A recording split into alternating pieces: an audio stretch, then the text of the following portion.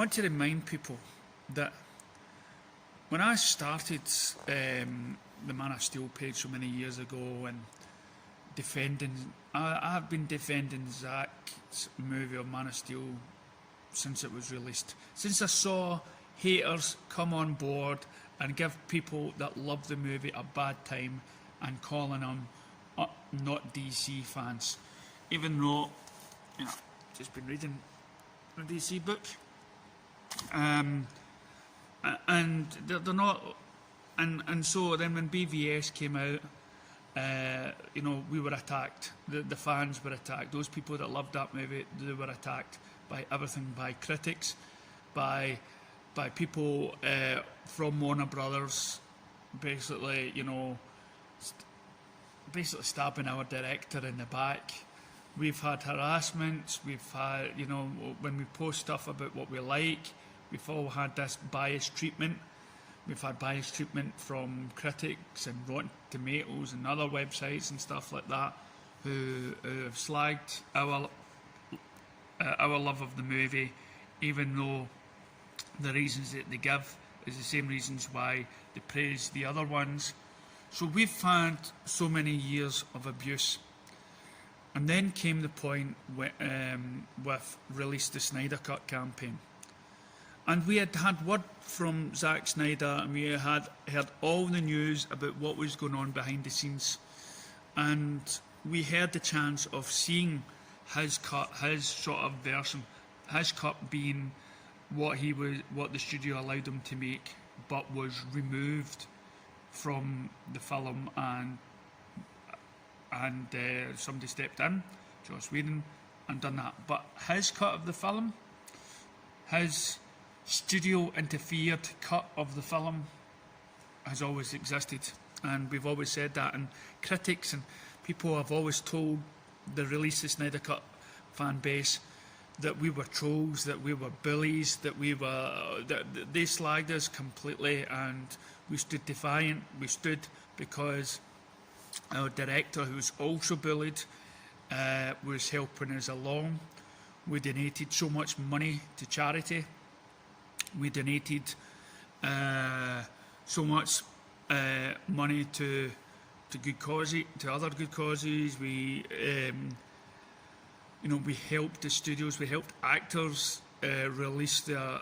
We found out about what happened behind the scenes. We got Zack Snyder back, and not only did he come back, but in order to reward the fans, he thought, well, since I was stabbed in the back, I will release not just the Snyder Cut, that is still studio interfered by product. I'll give you what you all want, and that was his version of the DCU universe, and of course the Zack Snyder's Justice League he was intending to make after spending so many years being harassed by the studios. So we've all been harassed. And I said in the last video, there was one critic that was totally abused by some sort of allegedly Snyder fandom. But these people can be anything. These people can be trolls. These people can be people that actually said it didn't exist in the first place. Then we suddenly realised that they've just, because it was released, they felt like an idiot, so they pretend to be a Snyder fandom person and then take the anger, the same anger this person was probably releasing onto the Snyder fandom. They then switch it to people that have denied it. If you get what I mean, like say for instance, I was bad mouthing, saying stuff that the Snyder Cut doesn't exist for a year, then get found out that I've been wrong and that it does exist. So then what I'll do is I'll pretend, and I've seen so many YouTubers do this, they do a U-turn and pretend that they've always said it has existed, and then they start bad-mouthing all the people that didn't suddenly do a U-turn. But I still, to this day, still saying, we told you it didn't exist. No. Do your research. The Snyder Cut was the cut that was interfered with by the studio, but it was still Zack's work. That does exist. But what Zack really wanted to put out there, thanks to the fan support, to people around the world, Even through all the abuse that the fandom suffered, we managed to win.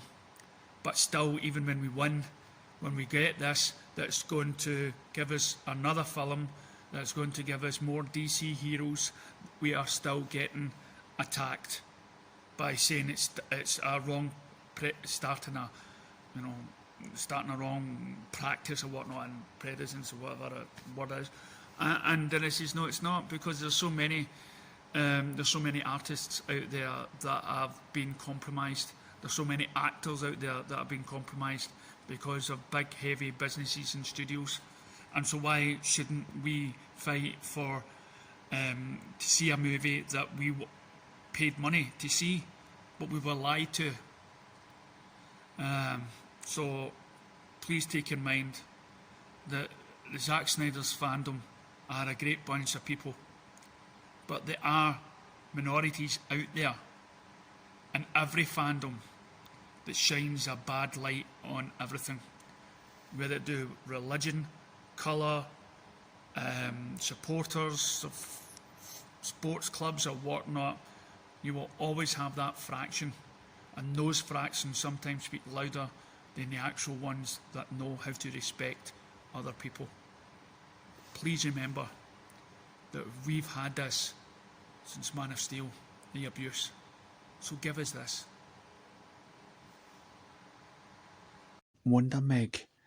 And wondermeg is one of the people that helped create Justice Con, that got people together, that talked to Zack Snyder. And as you can see, she's a big fan and well appreciated love of. And in this picture, you can see the love that people have for it, the kindness in their faces and their hearts.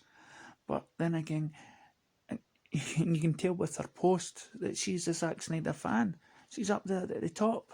But for some reason, so-called trolls of Snyder pretending to be fans have been posting bad things about her, saying that she isn't a DC fan.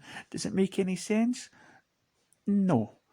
The Snyder fans, true Snyder fans, have had problems since Man of Steel, whether they're coming from biased media, whether it comes from other DC fans, or people pretending to be Snyder fans, trolling and making the whole fan base look bad. But we must remember what the fan community has done with the money that they've donated all over, with the sweatshirts showing their support by great causes and having the world come together and connect as one unit. That is an achievement, to bond people from different nationalities all together for the one common good. And here's Zack Snyder's saying it's my company that's making it after the wrong injustice done to him.